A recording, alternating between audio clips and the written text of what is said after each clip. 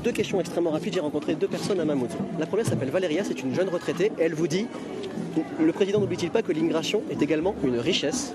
Et le deuxième, il s'appelle, on l'a vu hier dans un bidonville, il s'appelle Joyce, il est congolais. Et lui, il dit, le quoi ça, moi j'ai passé 3 jours en mer, ça m'a sauvé la vie. Est-ce que, maintenant que vous avez 2 ans de recul, vous n'avez pas des regrets pour cette phrase maladroite, le quoi ça pêche mieux, ça ramène du comorien? Non, d'abord, je veux dire, il faut passer à autre chose de temps en temps, il ne faut pas non plus constamment... on dit des phrases tous les jours, je pense que nous, collectivement, on doit savoir passer à autre chose et si je suis là, c'est aussi par respect et volonté d'agir. Ensuite, je crois qu'il faut avoir aucun raccourci et aucun angélisme. Si ici vous trouvez des élus, des gens qui vous disent que la chance, c'est qu'on laisse ouvert toutes les formes d'immigration et qu'on laisse tous les quoi ça arriver, vous me les présentez, sincèrement, parce que c'est pas vrai. Parce que vous ajoutez de la difficulté à la difficulté. L'immigration clandestine a été un véritable problème pour Mayotte. Un véritable problème.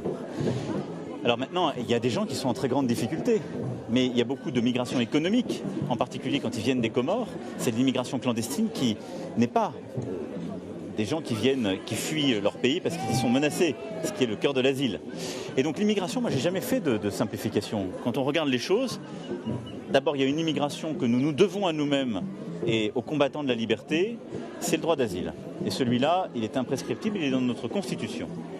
Ensuite, il y a l'immigration qu'on accorde chaque année à travers la politique de visa aux étudiants, aux forces économiques.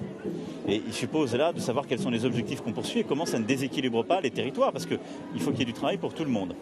Il y a une immigration qui est liée au regroupement familial, que nous avons aussi pleinement reconnu, qui est dans nos conventions.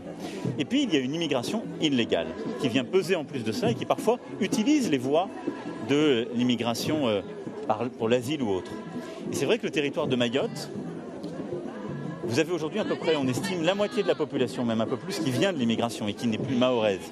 Donc vous allez rencontrer ici beaucoup de gens qui vous disent « l'immigration, c'est ce qui m'a permis d'arriver là ». C'est vrai. Et donc il ne faut pas faire de simplification. Maintenant, si on laisse l'immigration clandestine au niveau où elle était, vous avez vu les chiffres du Rassemblement national ici, vous avez vu la difficulté économique, l'habitat insalubre. Ça, c'est une résultante, c'est que les Mahoraises et les Mahorais disent « si vous laissez l'immigration clandestine, à ce moment-là, il n'y a plus de règles.